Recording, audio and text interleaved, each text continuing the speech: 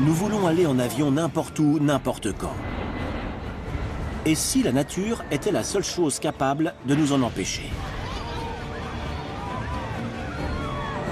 Un vol d'oiseau fait atterrir un avion de ligne. Je voulais leur dire « je vous aime » encore une fois. Des passagers de British Airways survolent tant bien que mal l'Amérique du Sud. Et le vent rabat un avion de China Airlines sur la piste d'atterrissage. Oh, mon Dieu! Il s'est écrasé!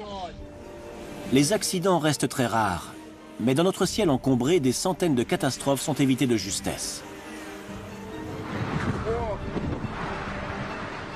Nous sommes de plus en plus nombreux à prendre l'avion. Oh non! On va s'écraser! Avec nos appareils photo et nos portables. L'avion n'a jamais été aussi sûr. Pourtant, de plus en plus d'événements sont filmés, nous montrant ce qui se passe dans les pires moments. Grâce à ces extraordinaires témoignages, nous savons ce qui arrive quand les limites sont repoussées. Ici le capitaine, c'est une urgence. Évacuez, évacuez.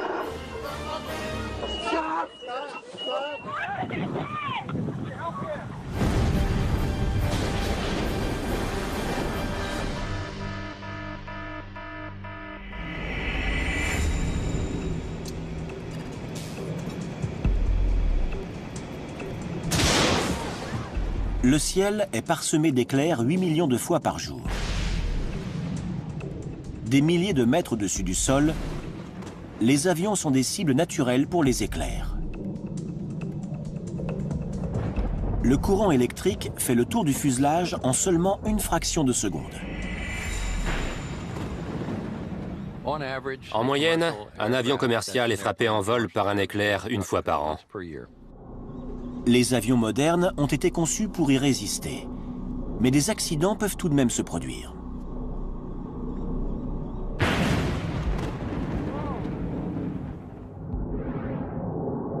Nous sommes le 25 janvier 2013. Sur le chemin d'Izmir, sur la côte ouest de la Turquie, un vol de Turkish Airlines traverse un orage.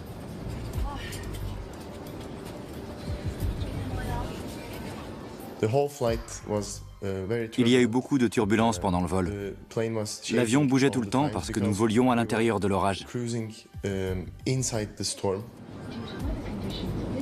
Bertan Atay filme ces turbulences très violentes, mais il ne s'attend pas à ce qui se passe ensuite.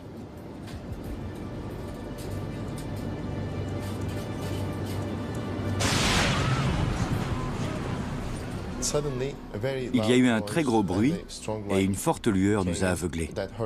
C'était la foudre qui nous frappait.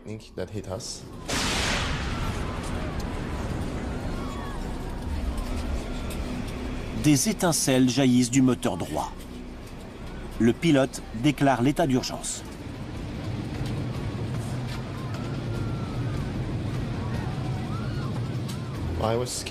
J'avais peur. Comme je m'y connais pas mal en avion, je savais que l'incendie aurait dû s'éteindre en 1 minute. Mais il y avait encore des flammes. On était vraiment très inquiets.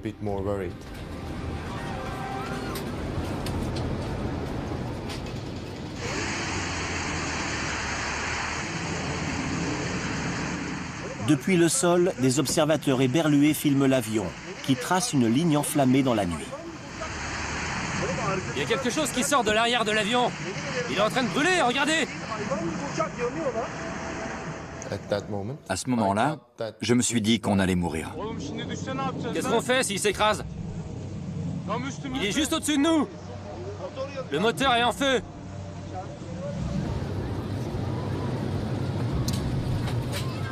Pour éteindre l'incendie, les pilotes coupent le moteur et activent l'extincteur intégré à l'avion. Les avions modernes peuvent voler avec un seul moteur, mais ils sont alors plus difficiles à contrôler. Heureusement, c'est un cas de figure auquel les pilotes sont entraînés. Ils atterrissent sans encombre à l'aéroport d'Izmir.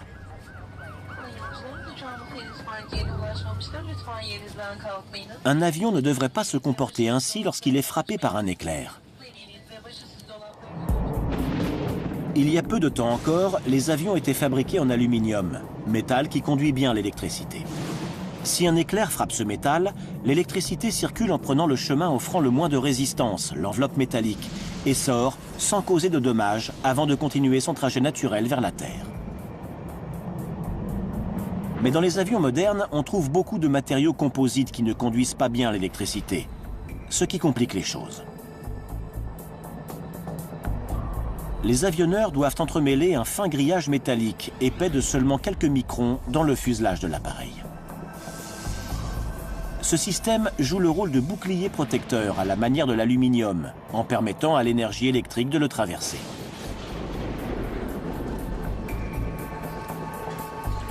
À Lightning Technology, dans le Massachusetts, on teste la résistance aux éclairs de nouveaux matériaux utilisés dans des avions.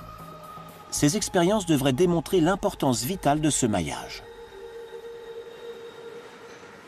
Tout d'abord, l'aluminium.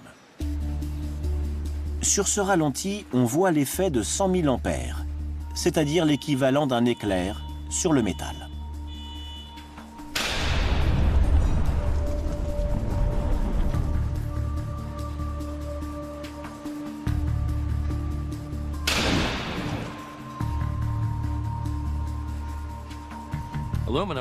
Comme l'aluminium est un très bon conducteur, il n'y a pas grand-chose à faire pour arriver à une protection contre la foudre. On devrait même plutôt parler de tolérance à la foudre. Ensuite, une planche de composite de carbone sans protection métallique intégrée.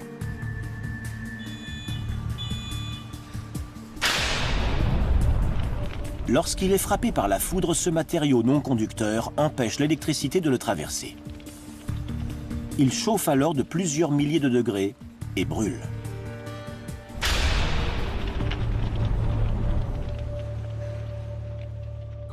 Les composites de fibres de carbone sont environ 1000 fois moins conducteurs que la même masse d'aluminium. Ils chauffent et brûlent si rien n'est fait pour les protéger.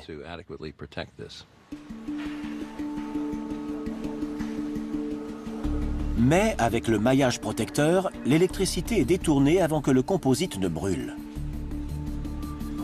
Le laboratoire teste l'efficacité d'avions entiers, avec l'aide de maquettes au 1 centième. Ça y est, on peut y aller.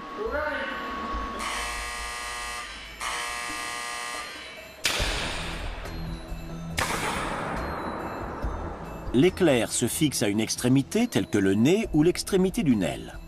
Le courant passe à travers le revêtement avant de ressortir par une autre extrémité. Le test est effectué des centaines de fois. À chaque fois, l'éclair ressort sans faire de dégâts. Le maillage de métal joue un rôle de paratonnerre et protège tous ceux qui sont à bord des dangers du courant électrique. Ainsi, les avions composites sont aussi sûrs que ceux en aluminium.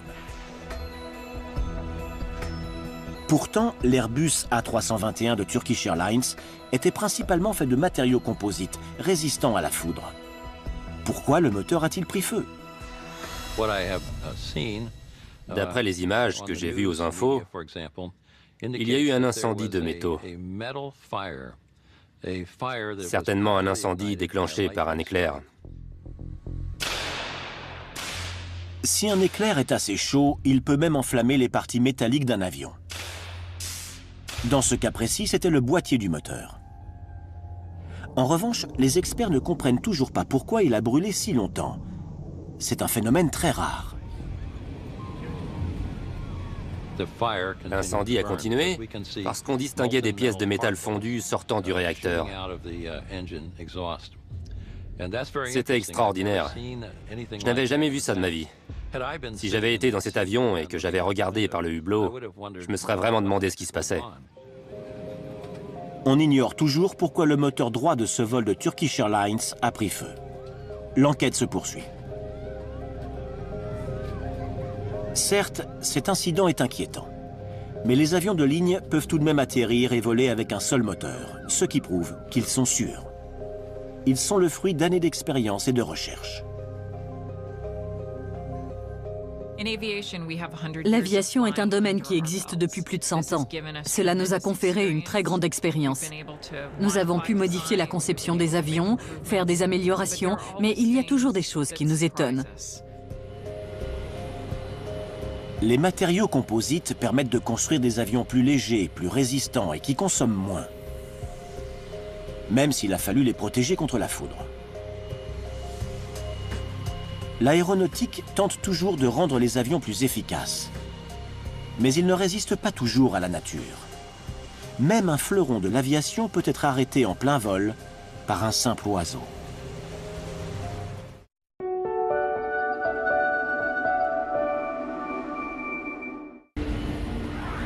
Nous sommes le 29 avril 2007, à Manchester, en Angleterre. Un avion de la compagnie Thomson, avec 221 passagers à son bord, se prépare à décoller.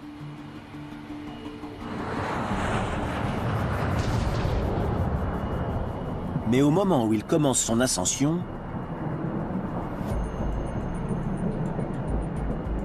Mayday, Mayday, Mayday. Thomson 263 hôtel, problème de moteur. Nous continuons en nord-ouest, puis vers Wallasey. Toutes les pistes sont disponibles pour atterrissage. Vent de surface, 73 degrés, à 5 nœuds.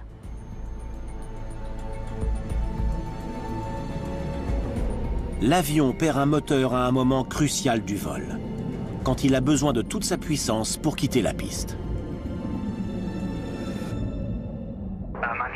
Manchester, ici Thomson 263 hôtel. Nous prenons un cap nord-ouest avec cap à 0,84 vers Wallasey.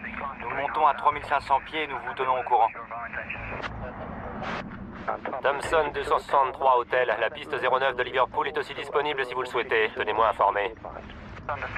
Bien reçu. Je répète, nous voudrions retourner sur la piste 06 de Manchester. Thomson 263 hôtel. J'ai d'autres informations pour vous. Allez-y. Apparemment, il y a des morceaux d'oiseaux sur la piste. Cela concorde avec ce que nous avons vu par la vitre et la réaction du moteur. Le moment où l'oiseau a pénétré dans le moteur a été filmé.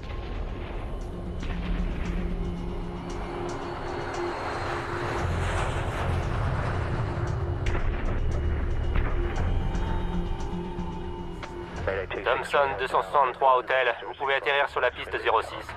Le vent de surface est faible. La piste 06 est libre. Allez-y. Comme les pilotes n'ont plus qu'un seul moteur, ils utilisent le gouvernail pour contrebalancer la poussée venant d'un seul côté de l'avion et atterrissent sans encombre.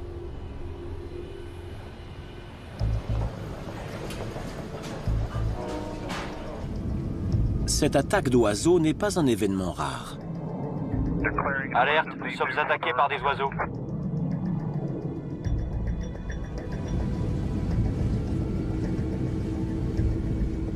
Chaque année, de par le monde, les collisions avec des oiseaux coûtent 840 millions d'euros de dégâts. Je pense que les gens sont au courant de ce phénomène, mais ils n'en connaissent pas l'ampleur. Nous avons enquêté sur des accidents impliquant des avions de toutes les tailles qui ont dû atterrir à cause d'oiseaux.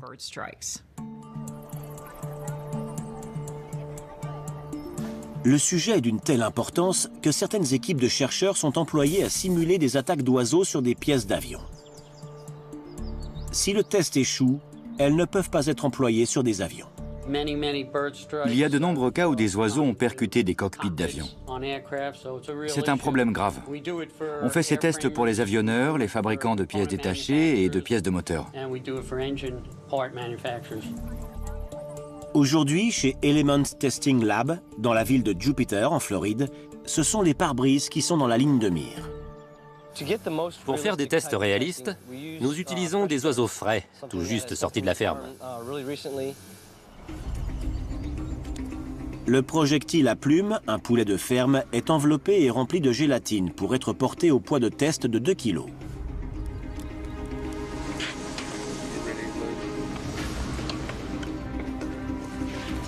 Le poulet est ensuite chargé dans un canon à gaz de 9 mètres de long, capable de projeter un objet à plus de 560 km/h, soit la vitesse d'un avion au décollage ou à l'atterrissage. 3, 2, 1, feu!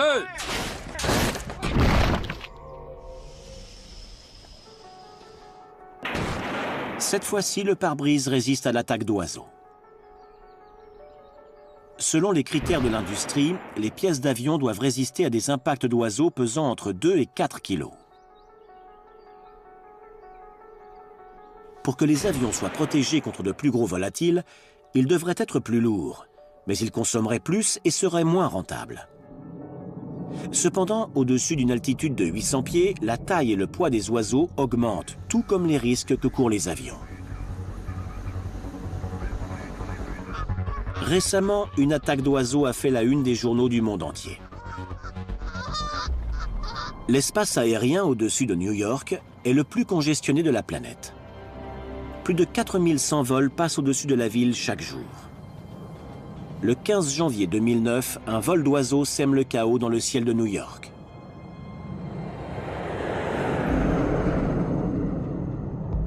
Le vol 1549 de US Airways vient de s'envoler pour Charlotte, en Caroline du Nord, avec 155 personnes à son bord.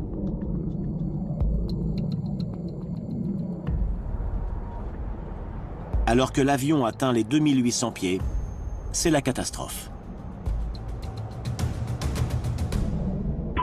Ici Cactus 1529. Nous avons percuté des oiseaux.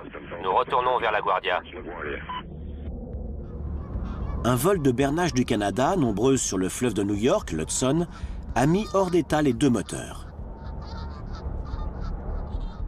Le capitaine Chesley Sullenberger n'a pas beaucoup de choix. Il prend une décision drastique. Cactus 1529, si vous le souhaitez, vous pouvez atterrir sur la piste 13. C'est impossible. Nous allons finir dans l'Hudson. Cactus 1529, vous pouvez atterrir sur la piste 1 de Teterboro. Impossible. Ok, quelle piste voulez-vous à Teterboro? On va aller dans l'Hudson. Pouvez-vous répéter, Cactus? Le contrôleur aérien Patrick Arten n'avait jamais entendu ça. À ce moment de ma carrière, je n'avais jamais entendu parler d'un avion commercial ayant réussi à amérir sans encombre. Je n'ai pas vraiment compris les mots qu'il m'a dit. C'est pour ça que je lui ai demandé de répéter. 210 4718. Je crois qu'il a dit qu'il allait dans l'Hudson. C'est le plus grand défi qu'ait jamais eu à relever le capitaine Chesley Sullenberger. On descendait beaucoup plus rapidement que pour un atterrissage normal, parce que nous n'avions pas assez de poussée pour faire une approche plus graduelle. La dernière décision que j'ai dû prendre, ça a été de choisir l'altitude à laquelle je redresserais le nez pour réduire notre vitesse de descente grâce à notre poussée vers l'avant et avoir une posture adéquate pour amérir. Si le capitaine Sullenberger n'arrive pas à maintenir le nez de l'appareil hors de l'eau jusqu'à la dernière seconde, les chances de survie sont minces. Il doit aussi garder les ailes droites. Si l'une d'elles touche l'eau en premier, l'avion fera un tonneau dans le fleuve et se fracassera.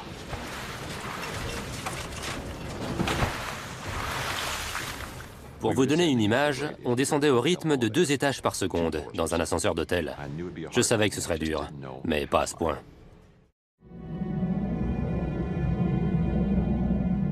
Quelques instants avant de tenter d'amérir en catastrophe sur le fleuve, le capitaine fait une annonce qu'aucun passager n'a envie d'entendre. J'ai dit, ici le capitaine, préparez-vous à l'impact. Quand j'ai entendu ça, j'ai perdu le dernier petit espoir qui me restait. J'étais complètement paniquée. Je me suis dit, c'est la fin, qu'est-ce que je peux faire? Je ne savais pas du tout ce qui se passait. J'ai commencé à penser à ma famille, à mes enfants. Je voulais leur dire, je vous aime encore une fois. 208 secondes seulement après l'attaque fatale des oiseaux, le vol 1549 amérit en catastrophe sur l'Hudson. Et l'avion a percuté l'eau.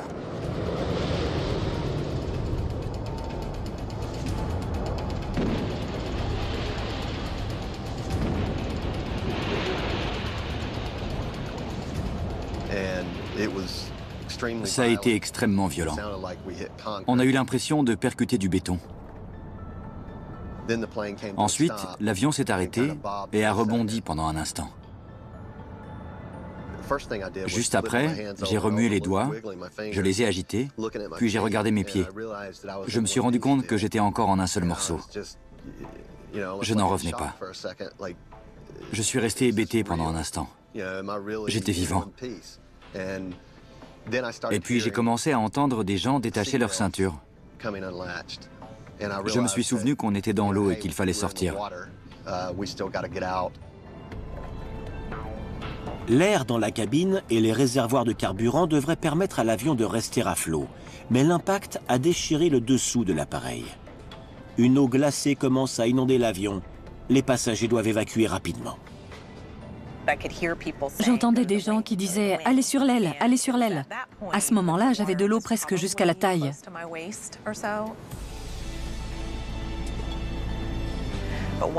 Quand je suis arrivée à l'aile, je me suis retrouvée avec tous les autres passagers. On se serrait les uns contre les autres, on essayait de se tenir chaud. On s'encourageait mutuellement, on faisait des blagues. Là, j'ai compris qu'on allait s'en sortir.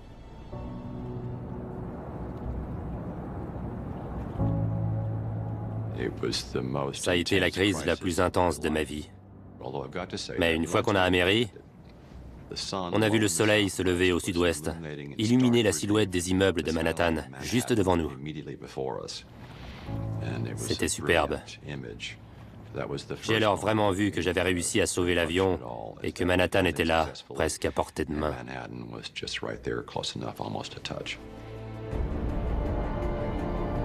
Les caméras de vidéosurveillance et les téléphones portables enregistrent la suite des événements. De nombreux ferries, bateaux de tourisme et bateaux de sauvetage ramènent tous les passagers sur la terre ferme. De son côté, Patrick Arten avait perdu contact avec l'avion en perdition et s'attendait au pire. Il apprend enfin la bonne nouvelle. Je suis resté 3 bons quarts d'heure sans avoir de nouvelles. Je pensais que tout le monde était mort et que j'étais la dernière personne à avoir parlé à ce pilote.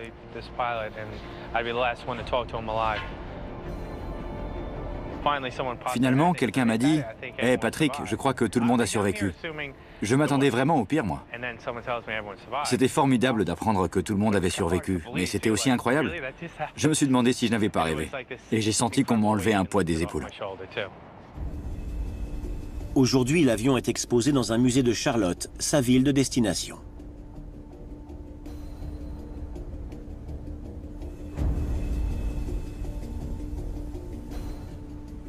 C'est un véritable miracle que tout le monde ait survécu lorsqu'on constate l'étendue des dégâts et que l'on se dit que l'incident est dû à un vol d'oiseau.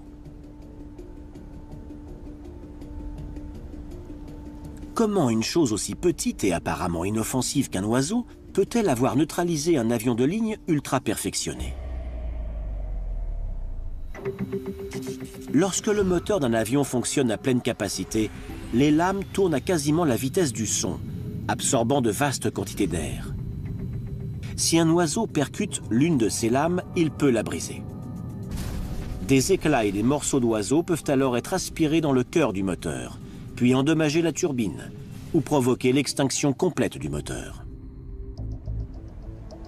D'après le rapport officiel, au moins un oiseau de 4 kg a été aspiré au cœur de chaque moteur et l'a mis hors service.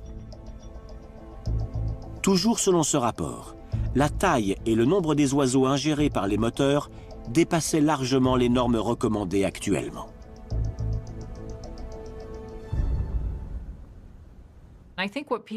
Il y a une chose qu'on a tendance à oublier. L'augmentation des migrations fait venir de plus en plus d'oiseaux, de plus en plus gros. C'est donc un problème qu'il faut prendre très au sérieux.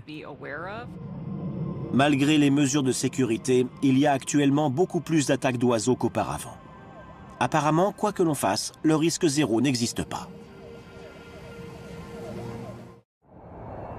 Il y a 38 millions de vols par an dans le monde, transportant 3 milliards de passagers.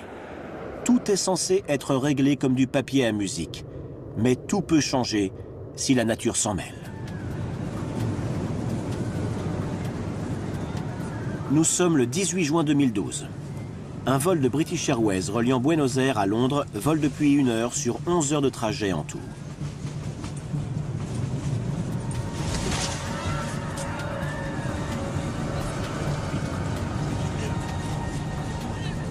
Les turbulences sont graves. Le capitaine interrompt le service à bord. Les passagers doivent s'asseoir et attacher leur ceinture.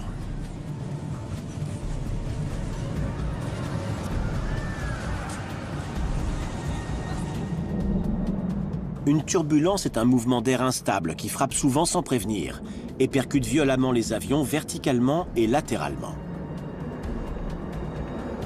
Dans ces moments-là, un pilote ne peut pas faire grand-chose d'autre que de continuer à la traverser.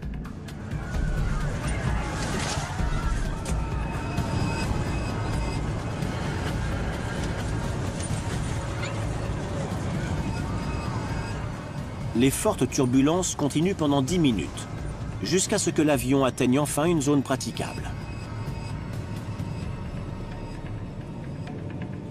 Le pilote dit aux passagers que ces turbulences étaient les pires qu'il avait vécues en 30 ans de carrière. Aujourd'hui, les avions sont conçus pour résister à des pressions beaucoup plus fortes que dans des turbulences extrêmes. Mais pourquoi, dans un appareil aussi coûteux que celui-ci, le pilote n'a-t-il pas pu éviter les vents violents? L'Air Traffic Control Command Center régule l'espace aérien américain. Sa fonction, contrôler de façon efficace et sûre les dizaines de milliers d'avions en opération dans la portion du ciel la plus fréquentée de la planète. Pour cela, il faut surveiller un nombre énorme de vols en tenant compte des évolutions météorologiques. Ce processus est régi par deux hommes, des professionnels des prévisions météo, Brandon Smith et Mike Eckert.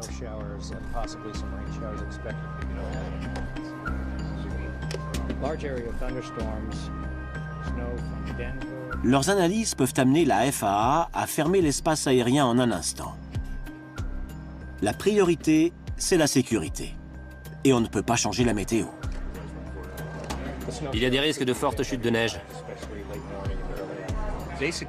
Toutes les décisions concernant le trafic aérien des États-Unis sont prises dans ce bâtiment, et plus précisément dans cette salle d'opération. Les données peuvent aussi servir dans les enquêtes après accident. Justement, les archives satellites et radars peuvent-elles révéler pourquoi le vol de British Airways a été autant affecté par les turbulences? Nous voyons ici des vents de 150 nœuds. On prévoit aussi de forts orages, qui démarrent à 3 ou 4 000 pieds et montent jusqu'à 40 000 pieds, soit la distance verticale à laquelle volent les avions. À côté de tempêtes géantes comme celle-ci, les avions sont minuscules. Parfois, il est impossible de les survoler ou de les contourner. Cela semble avoir été le cas pour ce vol. Dans d'autres situations, les pilotes ne voient même pas les turbulences arriver. En effet, les météorologues n'ont pas toujours toutes les données. On se dit souvent, à tort, que les pilotes ont toutes les informations nécessaires au moment du décollage. Il y a d'importantes zones dans le monde où l'on manque d'informations météo, où la couverture est moindre qu'ici, aux États-Unis. Les océans en sont un excellent exemple.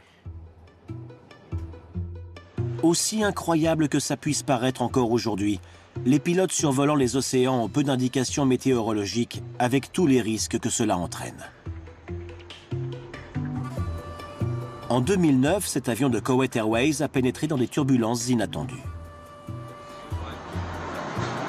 Grave turbulence, droit devant. Ce genre d'incident est très courant. Si l'on accepte les accidents d'avion, les turbulences au-dessus de la terre ou de la mer causent plus de dégâts et blessent plus de passagers que n'importe quel autre incident aérien. Faites-moi voir votre visage. Oh non. L'industrie aéronautique investit beaucoup pour développer des systèmes capables de réduire et de prévoir les turbulences. Mais le temps presse. Les turbulences au-dessus de l'Atlantique devraient empirer avec la hausse des températures due au réchauffement climatique.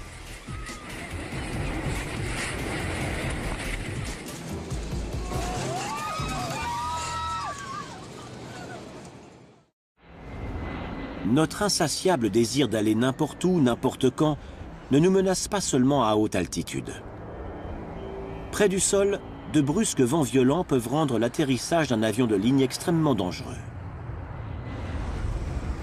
Des courants changeants et imprévisibles connus sous le nom de cisaillement du vent, sont le phénomène météorologique le plus dangereux qu'un pilote puisse rencontrer pendant l'approche et l'atterrissage.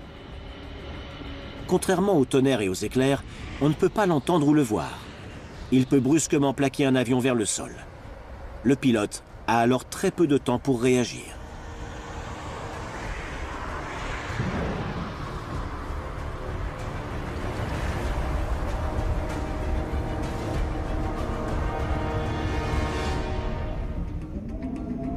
Il y a plusieurs types de cisaillement du vent, mais il y en a un que les pilotes redoutent tout particulièrement. Il s'agit d'une micro-rafale. Lorsque l'avion approche d'une micro-rafale, le flux d'air sur les ailes augmente, ce qui augmente la vitesse de l'air et soulève l'avion. Comme le pilote a besoin de moins d'énergie pour obtenir une poussée verticale, il peut être tenté de réduire la puissance. Mais tout d'un coup, le vent change de direction. D'horizontal, il devient vertical et arrive de derrière. Il peut faire chuter l'avion rapidement. Si le vent est assez puissant et que l'avion est assez près du sol, il s'écrase sur la piste.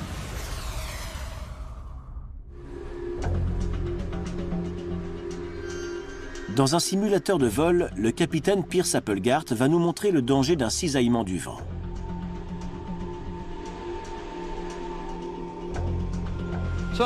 En ce moment, nous approchons les 1400 pieds. Le pilote automatique fonctionne correctement, la vitesse est un peu élevée, mais elle se corrige. La vitesse de descente est d'à peu près 700 pieds par minute, tout est à peu près normal. Soudain, un cisaillement du vent se produit. Applegart réagit immédiatement et interrompt l'atterrissage. Je vais faire la manœuvre appropriée, je mets les gaz, je descends très vite mais je suis à pleine puissance. Je monte un peu, puis je descends. Ici, sa réaction rapide lui a permis d'éviter le danger. Je suis sorti de la perturbation, je remonte bien. Je remets le pilotage automatique et je corrige la puissance. Maintenant, nous montons sans risque. Quand on rencontre un cisaillement du vent, la seule solution consiste à interrompre l'atterrissage. Pour cela, il faut mettre la pleine puissance, redresser l'appareil et s'éloigner du cisaillement du vent. Cela dit, il n'est pas si évident que cela d'interrompre un atterrissage. La sécurité est censée être la priorité, mais certains pilotes sont influencés par d'autres facteurs.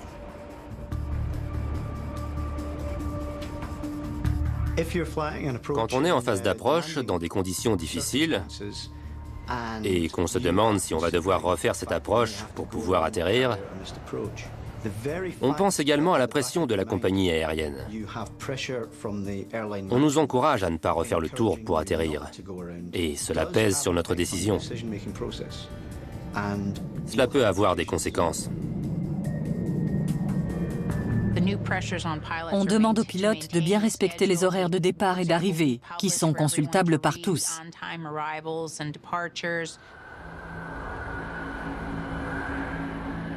Situé au plein milieu d'une zone de typhon, l'aéroport de Cheklapkok à Hong Kong souffre de conditions météo difficiles, et notamment de cisaillement du vent. Nous sommes le 22 août 1999. Le typhon Sam frappe Hong Kong. Des vents montant jusqu'à 36 nœuds frappent un vol de China Airlines qui approche de la piste. 315 passagers et membres d'équipage sont à bord. Est-ce qu'il va y arriver? Il bouge beaucoup. Oui, c'est sûr. Il a beaucoup de mal. Oh mon Dieu, il s'est écrasé! Oh, c'est pas vrai.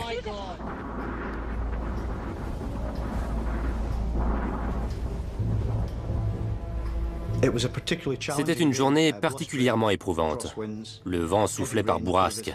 Il pleuvait très fort. La visibilité était faible. L'avion a continué son approche malgré les rafales de vent et le manque de visibilité. Ils ont eu des courants descendants très près du sol. Ils en ont eu un 6 secondes avant l'impact. Mais ils ont réussi à redresser. Et puis un autre 2 secondes avant l'impact. Là, ils ont essayé de réagir, mais ils n'ont pas eu le temps. L'avion a percuté le sol à une vitesse verticale de 5 mètres par seconde, ce qui est à peu près le double de la vitesse de descente normale. Il a beaucoup de mal. Oh mon Dieu! Il s'est écrasé! Lors de l'impact, l'aile droite et le moteur droit se détachent du fuselage et prennent feu. Les pompiers arrivent rapidement sur les lieux et éteignent l'incendie. Sur les 315 personnes à bord, seules 3 périssent. Dans leur rapport, les enquêteurs ont reproché aux pilotes de ne pas avoir su freiner la descente de l'appareil. China Airlines a contesté cette décision, invoquant la présence de cisaillements du vent.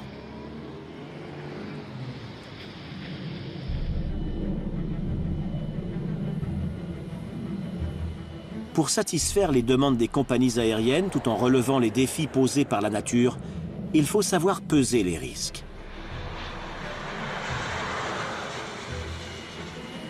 Les risques naturels sont l'une des rares choses qui peuvent empêcher les avions de décoller. Les compagnies aériennes investissent de grosses sommes pour fabriquer des systèmes permettant d'empêcher les accidents et les retards causés par la nature. Elles savent que leur santé financière en dépend. En effet, elles ont eu l'occasion d'assister à l'un des caprices de Dame Nature qui a failli en amener certains au bord de la faillite.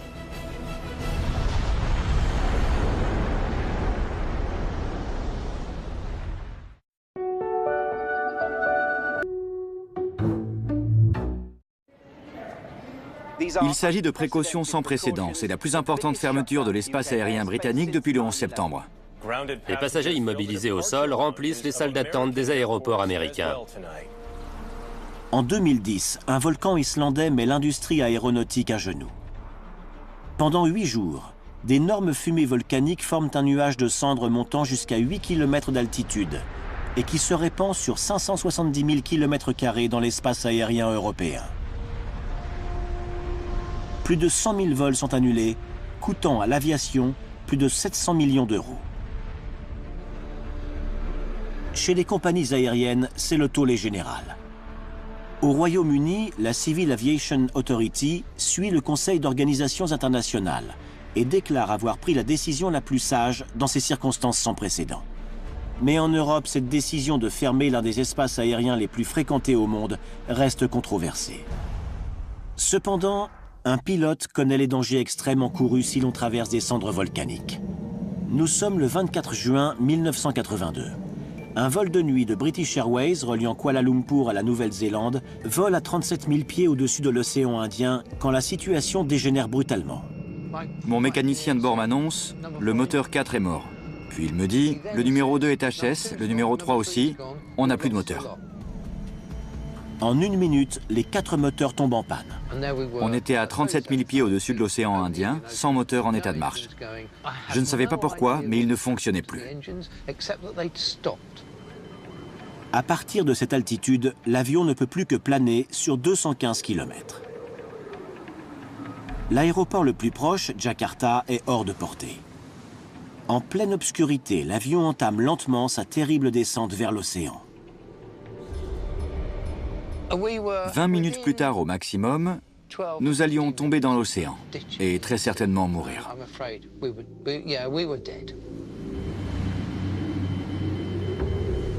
Pendant les 16 minutes que dure la descente, l'équipage essaie désespérément de redémarrer les moteurs. Puis, après avoir plané sur 148 km, on était descendu à 13 000 pieds quand le moteur 4 a redémarré. On a dû attendre encore 1 minute et 20 secondes avant que le numéro 3 ne reprenne aussi. Le numéro 1 et le numéro 2 ont redémarré 30 secondes plus tard, avec un rugissement énorme. Au bout de 16 minutes, on avait retrouvé nos 4 moteurs. Craignant que les moteurs ne défaillent à nouveau, le capitaine Moody se dirige vers la piste la plus proche, près de Jakarta. Il atterrit en catastrophe. Tous les passagers sont sains et saufs. À ce jour, c'est le plus long vol plané d'un 747. On a tous été soulagés. J'ai été soulagé quand on a atterri à Jakarta. On ne savait pas ce qui se passait, c'était l'inconnu. On voulait savoir ce qui s'était passé.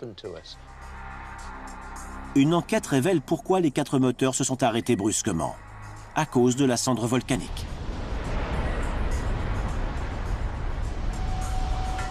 Ce jour-là, un volcan au sud-est de Jakarta est en éruption. L'avion a traversé le nuage de cendres qui a étouffé les moteurs. Quand l'appareil est descendu dans un air dégagé, plus dense, les cendres ont été évacuées et l'équipage a enfin réussi à faire redémarrer les moteurs. À cause d'expériences telles que celle du capitaine Moody, les autorités aériennes ont préféré prendre leurs précautions après l'éruption du volcan islandais. D'après les réseaux de radars, le nuage de cendres ne formait qu'une bande étroite au-dessus du nord de l'Europe continentale. Mais c'est l'espace aérien tout entier qui a été fermé. En effet, les radars ne détectent que les plus importants fragments de cendres. Les particules plus fines, semblables à de la poudre, sont indétectables, mais tout aussi dangereuses. J'ai ici des cendres volcaniques devant moi. Elles sont faites de silicate et elles peuvent créer une substance poudreuse très fine, de la taille d'1 micron, qui peut se disperser dans l'atmosphère sur de larges distances et y rester pendant longtemps. Cette matière peut pénétrer dans les moteurs d'avions qui sont à des températures faisant fondre ces silicates. Quand ils fondent, ils fusionnent avec les parties chaudes du moteur, ce qui empêche l'air de circuler. Le moteur finit par faiblir et par prendre feu, puis s'arrêter complètement. La fermeture complète de l'espace aérien a coûté plus de 700 millions d'euros aux compagnies aériennes. D'où leur grande motivation pour trouver une solution au problème des cendres invisibles. Surtout que le plus grand des volcans islandais, Katla, aurait déjà dû entrer en éruption. D'après les scientifiques, il pourrait faire fermer l'espace aérien pendant des mois, voire des années.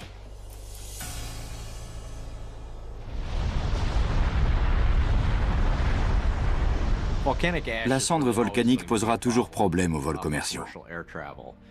Les moteurs à turbine ont besoin d'oxygène. La cendre volcanique peut ronger les pièces des moteurs très rapidement.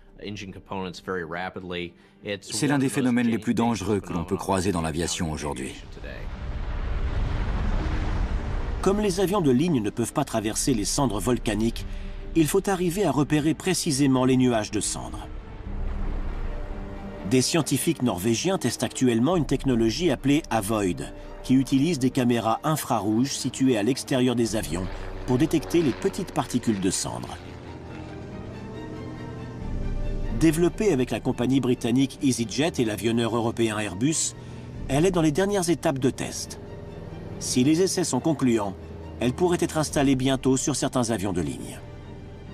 Il y aura forcément des éruptions, alors que le trafic aérien est en augmentation constante. Il y a beaucoup de risques, mais nous voulons éviter les accidents. Ce n'est pas une solution, mais un compromis. C'est aussi une façon de reconnaître que la nature contrôle toujours le ciel et peut nous immobiliser au sol en un instant.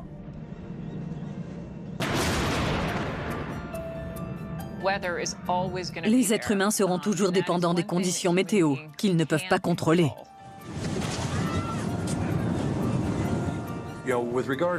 En tant que passager, on veut se rendre d'un point A à un point B. Ce qui se passe à l'extérieur, la météo, cela ne nous concerne pas. Nous voulons simplement atteindre notre destination. La technologie permet ça dans une certaine mesure. Mais nous n'arriverons jamais à faire totalement abstraction de la météo.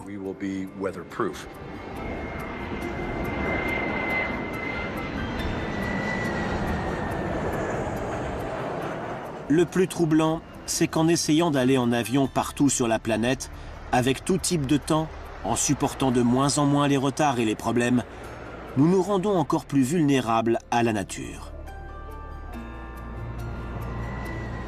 Lorsque nous prenons l'avion, c'est un élément impossible à modifier.